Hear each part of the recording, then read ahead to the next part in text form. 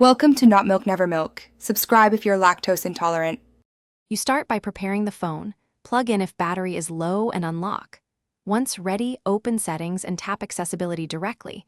This is faster than hunting menus. You need the vision or visibility enhancements area where color options live. Make sure to pause and locate the correct subsection. Some Samsung models label it vision, others visibility enhancements. Once you see those entries, stay here. The next step is to inspect color inversion and high contrast settings, which usually sit in the same block. You now toggle the color inversion setting off. Find color inversion in vision settings and tap the switch. You should see colors normalize immediately.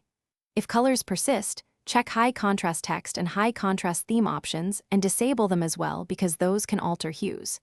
Next, inspect quick settings, swipe down twice, tap the pen or edit icon, and remove any accessibility shortcut that triggers inversion accidentally. Once done, colors should match real life. If not, continue to the display controls below. Finish by checking display settings.